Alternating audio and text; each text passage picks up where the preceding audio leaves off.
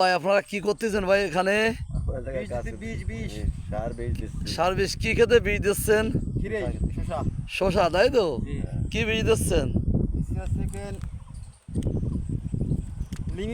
লিমিজর। আচ্ছা, এই বীজ যে খালি পেটে দেওয়া যায় না, ড্রেস পরে দিতে, এটা কি জানেন আপনারা?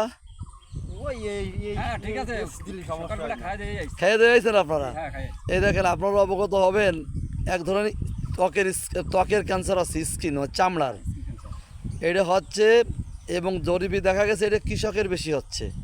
কি জন্য কৃষক এই আলগাগায় বিধিসম্মতভাবে বিষ প্রয়োগ করে না খেতে, ঠিক আছে? এই জন্যই ক্যান্সারগুলো হচ্ছে।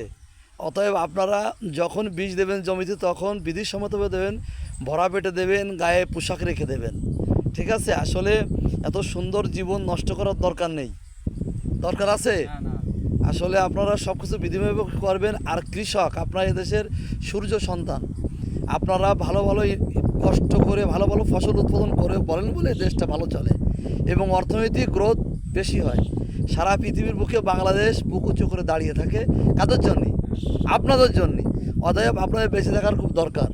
আর অত্যন্ত দুঃখের বিষয়, দেশে কৃষকের জন্য কোনো কর্মশালা নেই, কৃষকের ভালো সম্মান নেই, কৃষক ভালো জায়গায় চেয়ারটাও পায় না, কিন্তু কৃষকই দেশটাকে বাঁচিয়ে রাখেন। দেখেন, সাত সকালে উঠে আমরা বসে আছি বিছানায় মনিহর করছি, কিন্তু আপনারা এসেই খেতে বীজ দেওয়া শুরু করে দিয়েছেন, ওষুধ দেওয়া শুরু করে দিয়েছেন।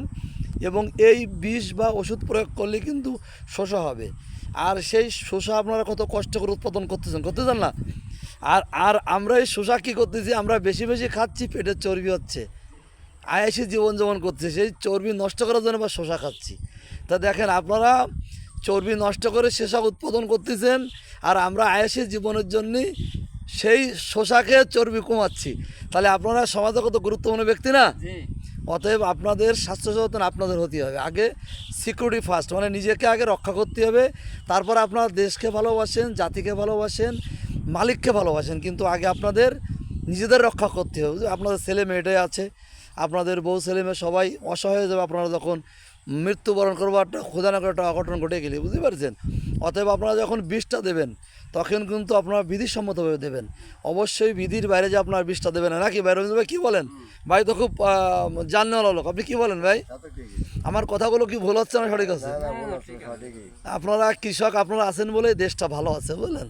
আর দেখেন, এ দেশের দুর্নীতি বলেন, 2 নম্বরই বলেন, 6 নম্বরই বলেন, এ কিন্তু তথাকথিত কিছু শিক্ষিত লোক করে, কৃষকরা করে না, ঠিক আছে? এবার আপনার নামটা কি বলেন?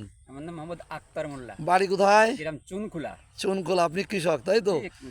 আচ্ছা, আপনার নামটা বলেন? মোহাম্মদ রাজা মোল্লা। বাড়ি কোথায়? চুনখোলা। চুনখোলা, নড়াইল সদর, নড়াইল বলতে হবে। বড় ভাই বলেন আপনার নামটা? গ্রাম, থানা, জেলাও বলতে হবে ভাই? সব নড়াইল। আপনারা এখানে একটা টাল করছেন, আমরা দেখছি একটা ঘর করছেন, যে সুন্দর একটা ঘর, এটা ঘেরে তত্ত্বাবধান করতে, তাই তো? তাহলে আপনারা আমার সময় দিলেন, এই জন্য আপনাদের ধন্যবাদ, ঠিক আছে ভাই? ওকে।